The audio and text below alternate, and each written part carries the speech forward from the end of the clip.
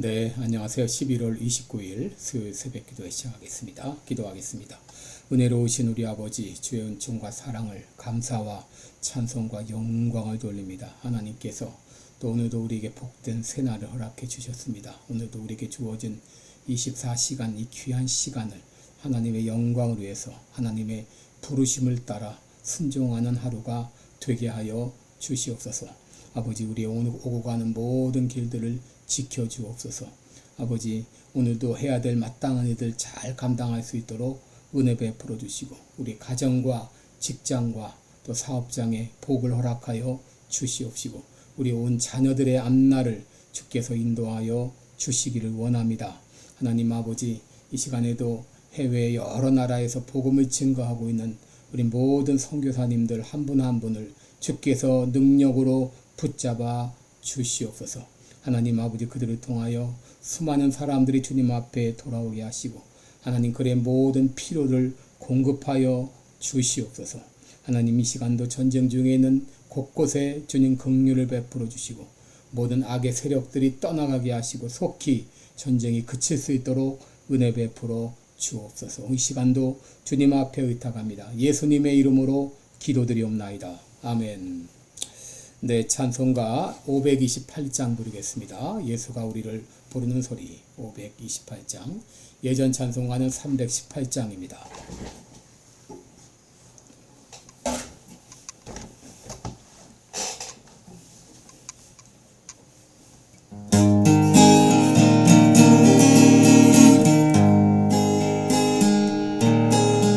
예수가 우리를 부르는 소리 음성 부드러워 문 앞에 나와서 사면을 보며 우리를 기다리네. 오라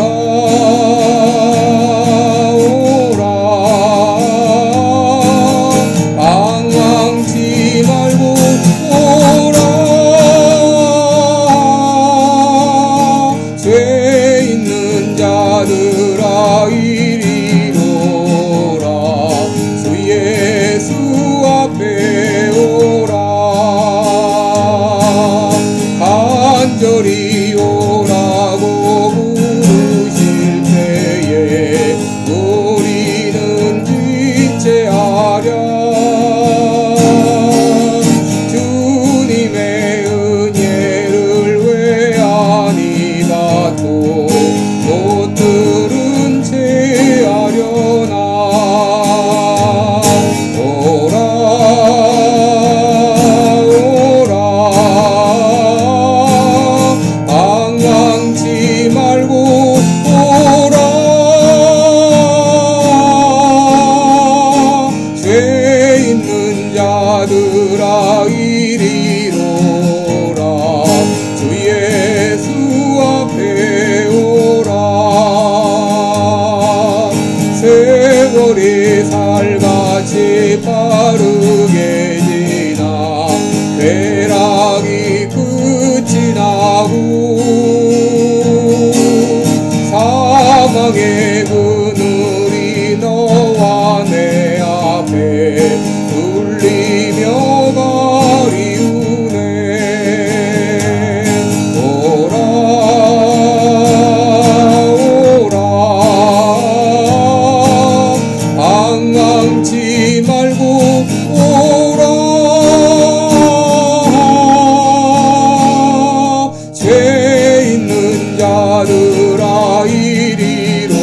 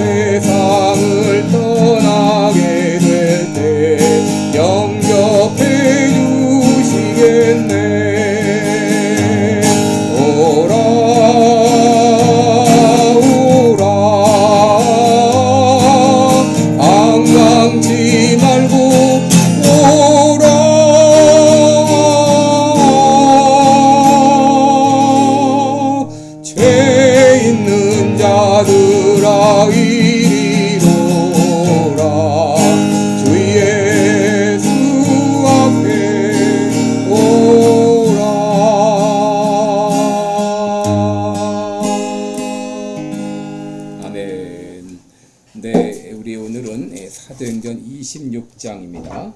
26장 9절부터 19절까지 보겠습니다. 사도행전 26장 9절부터 19절까지 제가 봉독해 드립니다.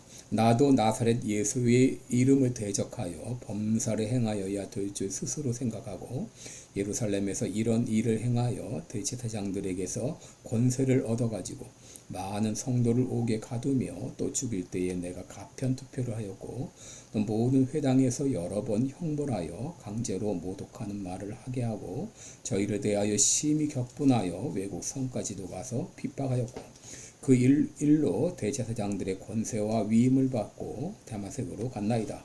왕이여 때가 정원화되어 길에서 보니 하늘로서 해보다 더 밝은 빛이 나와 내 동행들을 둘러 비추는지라. 우리가 다 땅에 엎드러지매 내가 소리를 들으니 히브리 방언으로 이르되 사울아 사울아 내가 어찌하여 나를 핍박하느냐. 가시체를 뒷바질하기가 내게 고생이니라. 내가 대답하되 주여 누이시니까 주께서 가라사대 나는 내가 핍박하는 예수라. 일어나 내 발로 서라. 내가 내게 나타난 것은 곧 내가 나를 본 일과 장차 내가 내게 나타날 일에 너로 사환과 증인을 삼으려 함이니 이스라엘과 이방인들에게 내가 너를 구원하여 저희에게 보내어 그 눈을 뜨게 하여 어둠에서 빛으로 사단의 권세에서 하나님께로 돌아가게 하고 죄사함과 나를 믿어 거룩게 된 무리 가운데서 기업을 얻게 하리라 하더이다. 아그리빠 왕이여 그러므로 하늘에서 보이신 것을 내가 거스리지 아니하고. 아멘. 19절까지 봉독을 했습니다. 네, 오늘은 보이는 것에 보이신 것에 순종하는 삶 이런 제목으로 함께 말씀을 나누겠습니다. 여러분 사람은 먹기 위해 사는 것인가 아니면 살기 위해 먹는 것인가? 여러분 나는 나의 삶은 어떻게 살 것인가? 여러분 우리들의 삶이 단순히 먹기 위해 사는 것이라면 그저 생계를 위해 살아가는 것이라면 여러분 우리의 사는 인생이 얼마나 무의미할까요? 여러분 세상 사람들은 꿈과 야망을 이루기 위해서 살아갑니다. 그러다가 이 꿈이 좌절되면 스스로 생을 포기하기도 하죠.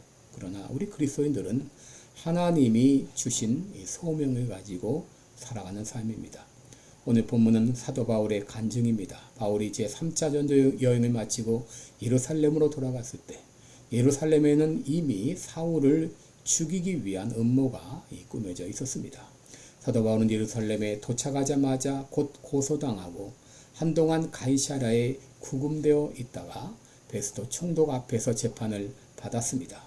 그리고 베스도가 사도 바울에 대한 이야기를 하자 헤롯 아그리빠가 흥미를 보이며 그러면 나도 그의 말을 듣고 싶다 해서 오늘 사도 바울이 아그리빠 왕 앞에서 자신의 변론을 하는 내용이 본문이 되겠습니다. 여러분 오늘 본문을 보게 되면 예수님을 만나기 전에 이 사도 바울 그리고 예수님을 어떻게 만났는가 그리고 예수님을 만난 다음에 그의 삶이 어떻게 달라졌는지의 내용이 나와 있습니다.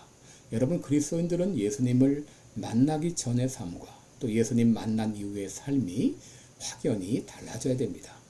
사도 바울은 예수님을 만나기 전 한마디로 예수 그리스도를 대적하는 삶을 살았습니다. 9절을 보시면 대제사장에게 권세를 얻어 많은 성도를 옥에 가두고 또 죽일 때에 내가 가편 투표를 하였고 또 모든 회당에서 여러 번 형벌하여 강제로 모독하는 말을 하게 하고 저희를 대하여 심히 격분하여 외국성까지도 가서 핍박하였고 라고 말했습니다. 사도 바울은 이 그리스도인들이 예수님은 메시아다, 예수님이 다시 살아나셨다 이런 말을 할 때 그런 말에 대해서 심히 격분해서 심지어 외국 성에까지 가서 그들을 핍박했다 그랬습니다.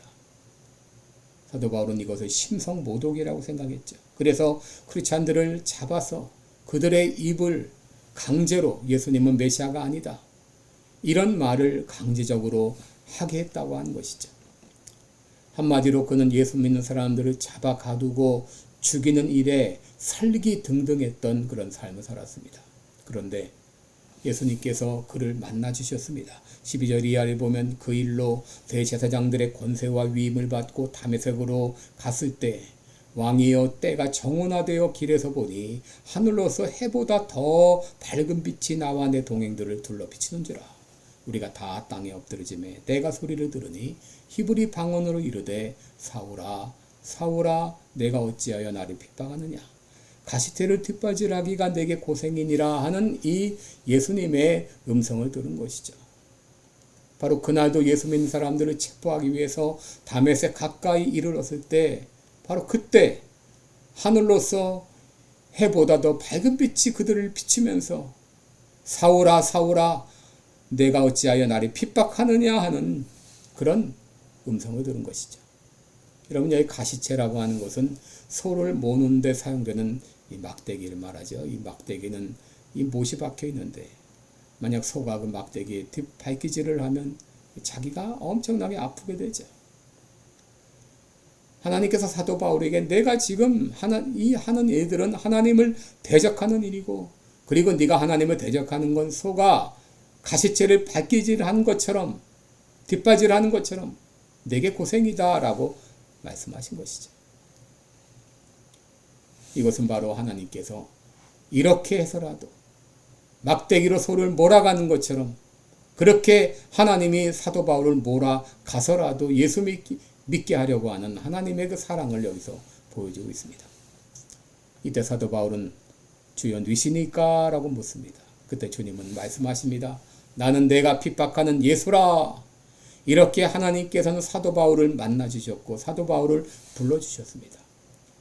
여러분 우리 하나님은 부르시는 하나님이십니다. 여러분 하나님은 우리를 두 번 불러주시는데 첫 번째는 구원을 향하여 우리를 불러주십니다.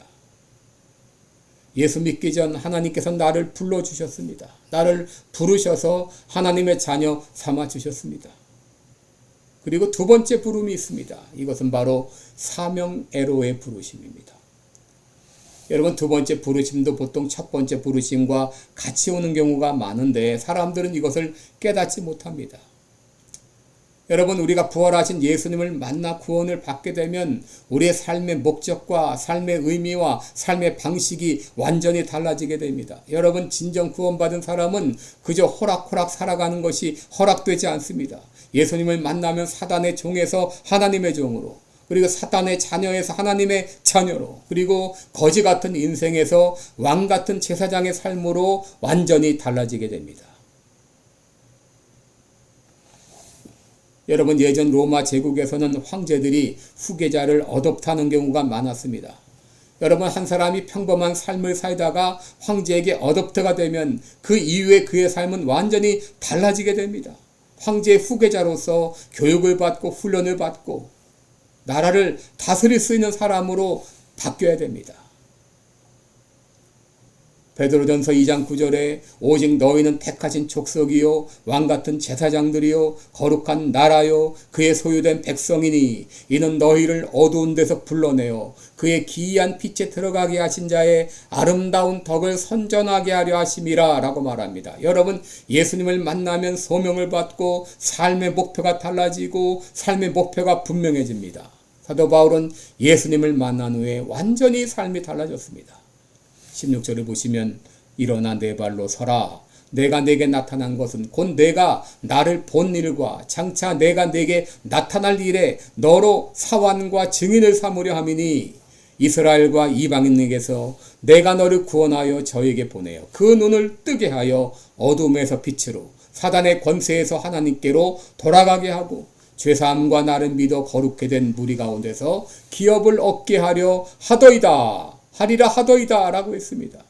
하나님께서 사도 바울을 바로 사환과 증인으로 삼으셨어요. 그래서 그를 이스라엘과 이방인들에게 보내어서 사람들의 눈을 뜨게 해서 그들을 주님 앞으로 인도하는 그 일을 맡기시겠다고 말씀하셨습니다.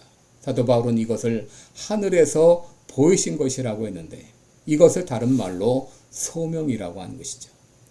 사도 바울은 이 소명을 받았을 때 소명을 거스르지 않았습니다. 충성되이 감당했습니다.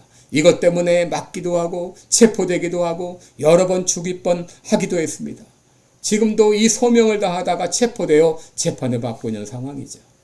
그런데 사도 바울 한 사람이 하나님의 소명에 응답함으로 기독교가 얼마나 확장되고 얼마나 많은 사람들이 주님 앞으로 돌아왔습니까? 여러분 우리 하나님은 지금도 우리를 부르고 계십니다. 이 소명을 깨닫게 되면 삶의 열정을 가지고 살아가게 됩니다. 하나님께서 나에게 주신 소명이 무엇인가? 빌립보서 2장 13절에 보면 하나님은 자기의 기쁘신 뜻을 위하여 너희로 소원을 두고 행하게 하신다 그랬습니다. 여러분 마음에 소원을 주십니다. 그러므로 그리스도인들은 생계가 아니라 소명으로 살아가는 삶이 되어야 됩니다. 사도 바울은 하늘에서 보이는 것에 거스르지 않았다 그랬습니다. 여러분 우리 인생은 하나님께서 우리에게 보이신 그 소명에 응답하는 삶을 살아야 됩니다. 그때 하나님께 영광 돌리게 되고 가장 가치 있고 보람 있는 행복한 인생을 살게 됩니다. 하나님께서 여러분에게 보여주신 것이 무엇입니까? 소명이 무엇입니까?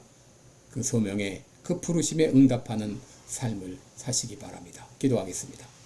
은혜로우신 우리 아버지, 우리를 구원하신 은혜 감사합니다. 하나님 우리에게 분명한 소명을 주셨습니다. 그 소명을 깨닫게 하여 주옵시고 그 소명에 그 부르심에 응답하는 그 소명을 거스르지 않는 우리의 삶이 되게 하여 주옵소서. 예수님의 이름으로 기도드리옵나이다. 아멘. 네, 오늘도 여러분 복된 하루 되시기 바랍니다. 네, 고맙습니다.